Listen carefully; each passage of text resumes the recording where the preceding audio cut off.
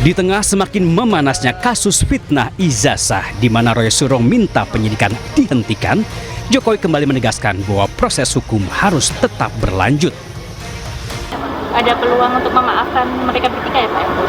Gak ada masalah, memaafkan kan urusan pribadi, urusan hukum kan lain. Misal mereka datang seperti Egy Sujana ke kediaman seperti apa Pak? Kan misal. Kalau untuk proses hukum tetap jalan ya Pak? Tetap lah, kemarin kan kita diperiksa lagi, ada pemeriksaan tambahan itu.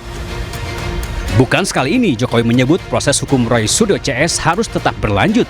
Pada Desember lalu Jokowi menyebut siap memaafkan tersangka kecuali 3 nama.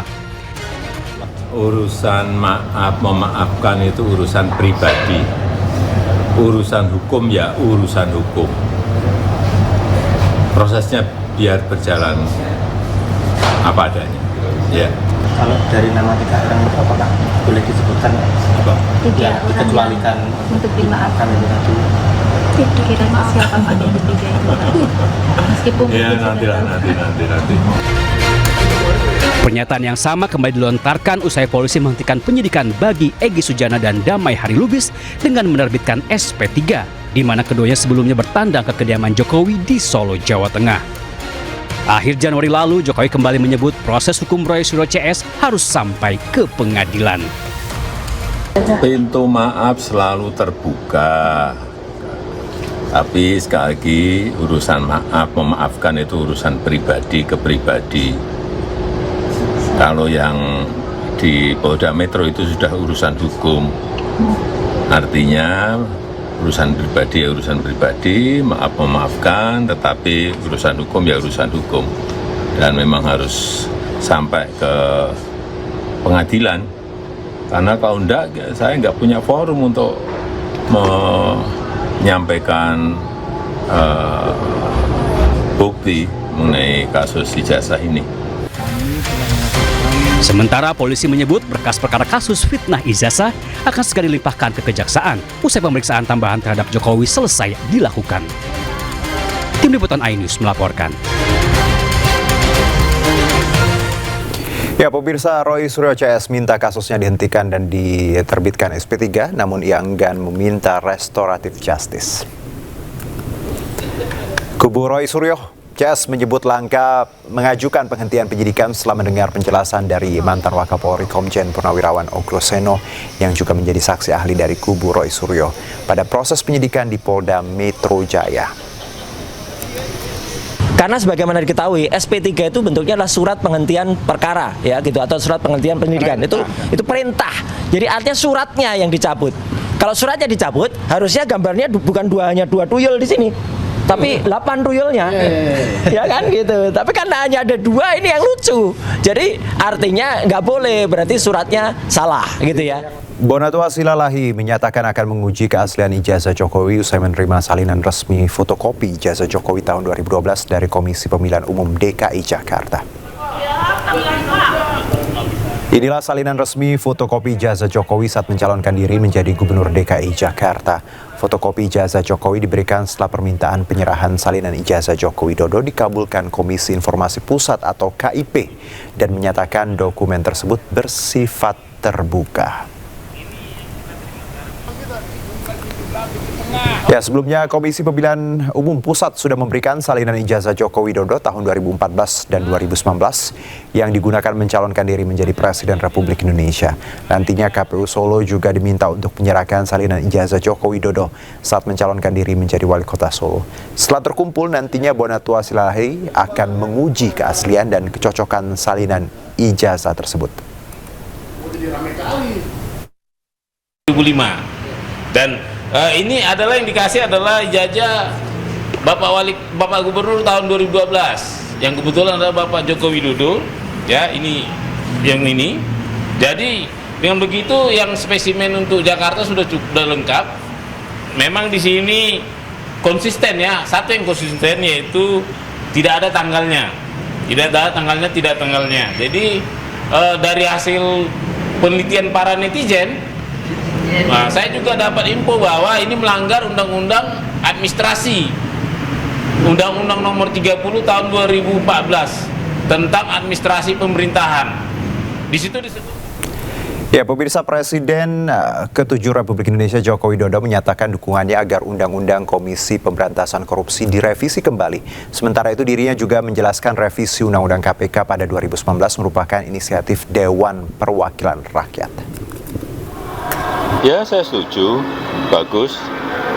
Karena itu dulu inisiatif DPR loh. Jangan keliru ya, inisiatif DPR. Tanggapannya bahwa itu di revisi waktu pemerintahnya Pak Jokowi itu seperti apa? Ya memang saat itu atas inisiatif DPR direvisi. Pak, Tapi saya nggak tanda tangan. Pak, termasuk itu kan nanti juga diusulkannya soal pemilihan ketua KPK yang baru, termasuk yang diusulkan presisi. Tanggapannya gimana Pak? Ya sesuai ketentuan aturan yang ada aja lah. Barisan Relawan Jokowi, Presiden atau Bara JP menyebut mendukung Prabowo Gibran melanjutkan pemerintahan 2 periode. Sementara Jokowi menyebut tidak akan mendukung Gibran sebagai Presiden, namun tetap menjadi wakil Prabowo Subianto.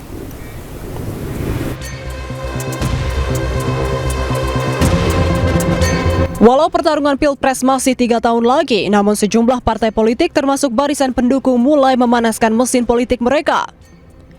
Salah satunya Bara JP atau Barisan Relawan Jokowi Presiden. Mendatangi kediaman Jokowi di Solo, Jawa Tengah, sejumlah pengurus Bara JP mengaku menemui Presiden ke-7 itu untuk berdiskusi tentang peta perpolitikan jelang pemilihan Presiden 2029. Ketua Umum Bara JP Willem Frans Ansanai juga menegaskan kedatangan mereka ke rumah Jokowi untuk kembali menegaskan bahwa Bara JP mendukung pemerintahan Prabowo Gibran 2 periode sesuai arahan Jokowi. Tidak harus diganti di tengah jalan, sehingga itulah persepsi paradigma kami Bara JP mendukung apa yang disampaikan oleh Pak Jokowi bahwa pemerintah Prabowo Mas Gibran itu 2 periode. Selain barisan pendukung Jokowi, Jokowi yang tak lain ayah Wapres Gibran Raka Buming Raka sudah sejak jauh hari menegaskan mendukung Prabowo Subianto dan Gibran Raka Buming Raka melanjutkan kepemimpinan untuk periode kedua. Nama Mas Gibran disebut potensial jadi Capres 2029. Tanggapan Pak Jokowi? Kan sudah saya sampaikan, Prabowo Gibran 2 periode, udah. Walaupun berambisi mendukung Gibran melanjutkan kepemimpinan, Jokowi menegaskan tidak ada niat mendorong Gibran maju sebagai calon presiden, namun tetap bersama Prabowo sebagai wakil presiden. Tim Liputan iNews melaporkan. Gubernur Jakarta Pramono Anung memborong ikan bandeng di Festival Rawa Belong, Jakarta. Pramono membeli 3 ikan termasuk bandeng terbesar dengan berat 14 kg. Dan pemirsa, usai sudah kebersamaan kita dalam iNewsroom hari ini. Temukan informasi terbaru lainnya di inews.id. Dan cuplikan tayangan berita iNews dapat Anda saksikan di kanal YouTube @officialinews. Mewakili kerabat kerja yang bertugas, saya Herjuno Syaputra pamit undur diri. Terima kasih. Sampai jumpa.